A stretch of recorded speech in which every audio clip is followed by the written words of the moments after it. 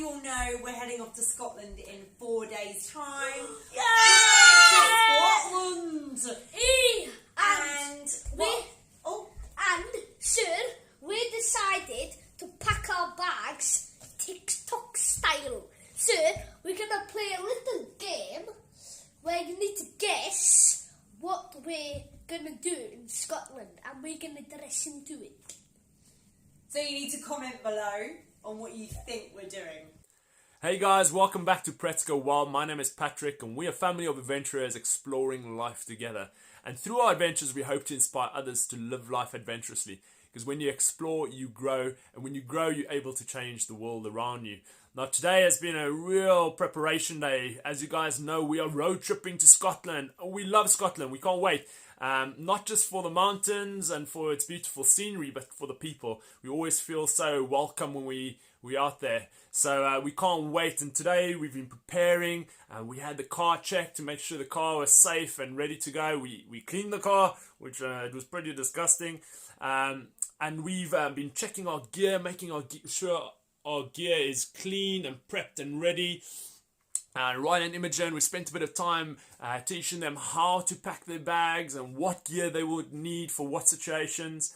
So it's been a real productive day, which is absolutely fantastic. And that's part of the journey of living life adventurously. As you guys would have seen in one of my previous vlogs, we spoke about living life adventurously being more like a journey, and you kind of having to know what the different elements of that journey would that you need to be able to get to the destination you want to get to.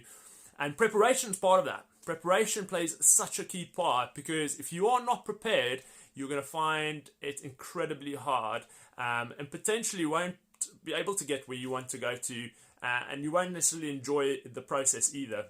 We experienced this last year when we took the kids up Scarfile Pike. We were trying to summit it for the first time. It would have been Ryan and Imogen's first big summit, and we had anticipated the weather wasn't going to be great, so we packed a lot of wet gear. We made sure that we had wanted to do some wild camping as part of the whole journey, so get to the summit, drop down and spend the night on the mountain.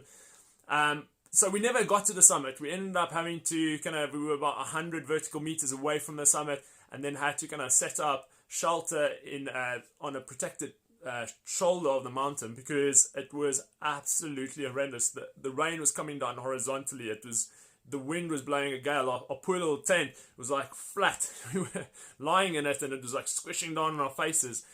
And I can't tell you the amount of people we encountered on the mountain that day who were not prepared. The first couple that knocked on our tent door to get some directions were literally just dressed in shorts and a t-shirt. One had a hoodie on, and the only footwear they had was trainers. No map, no compass. They didn't even know what route they were on, or kind of what the descent route looked like. And it actually shocked me a little bit that somebody would take on a mountain like Scarfire, and I know Scarfire isn't massive, it's not Everest, but still, any mountain is a dangerous environment if you're not prepared and you don't know what you're doing.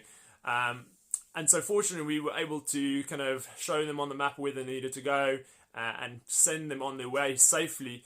But whether they'll ever do that again, I honestly don't know, because they looked fairly traumatized. And they weren't the only people on the mountain that day. I think we must have helped 3 or 4 other groups, and heard a load more people walk past where we had set up camp for the night, because it was just so, the conditions were just so bad.